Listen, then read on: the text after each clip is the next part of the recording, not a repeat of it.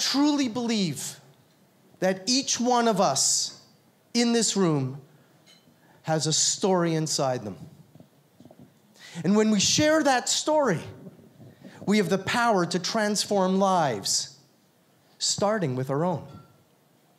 And it doesn't have to be a 12-step process. Nobody has to cry. We can shrug our shoulders. We can laugh. We can sing. But when we share our stories, something magical happens. Well, when you think about it, being lazy has a really negative connotation, right? It's slothful, it's being a laggard, it's not working hard.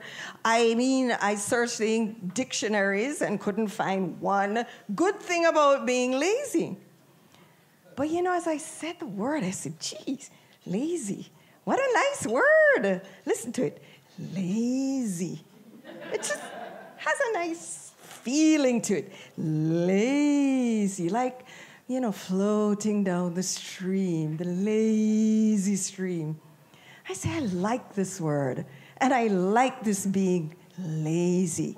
So I started to embrace this lazy way of being, because you know what I discovered? It really helped me to do more in less time. I took a vacation, and I was sitting on the plane ready for takeoff. And you know when the pre-flight announcement comes on? And it goes something like this: in the event of a sudden drop in cabin pressure, the compartments above you will open and the oxygen masks will descend. Please ensure that your mask is in place before you attempt to help another passenger. Bingo.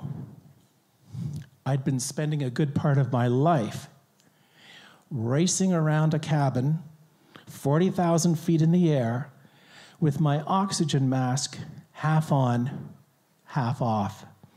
Hadn't really been taking care of myself. A huge, huge lesson.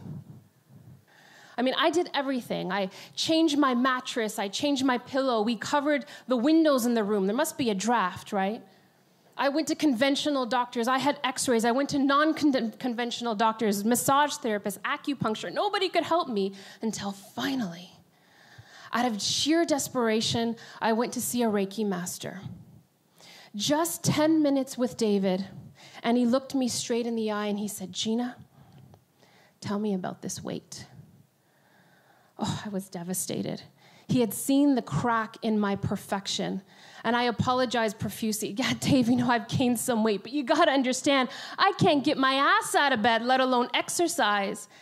And he said, Gina, I'm not talking about that weight. I'm talking about the burden, this emotional weight on your shoulders that you have been carrying for so long that even your body is collapsing. Night after night, I started having dreams, and this boy's face, this young man, he's now a young man, his face has kept coming up in the dream. And night after night, I was getting angry. And I could see his face coming up, and it was like, I was mad. And then over time, I stopped looking. I started looking for something. I started studying his face. Why am I seeing this man's face, this young boy's face? And the more I looked, and I realized that he wasn't a shy boy, he was a shamed boy. And his downcast eyes and his sheepish look was the face of shame. And in that moment, I realized, you know, that kid, he was a kid at the time, he had lost his innocence as well that night. He had lost something that I could see he shamed himself for and he regretted. And so I told my story. And my mess had become my message.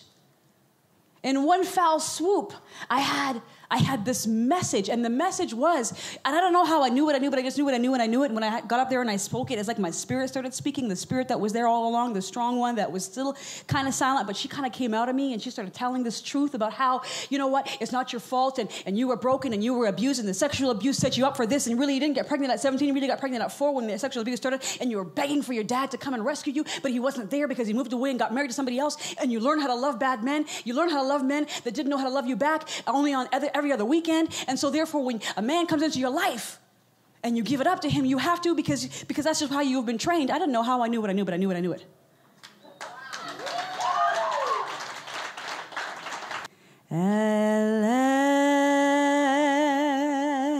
Let's knife it out. My love has come along, and my lonely days are over, like last night, because it was Sunday. And life is but a song, ooh, at last. The skies above are blue, and my heart is wrapped up in clovers. The night I looked at you. Ooh.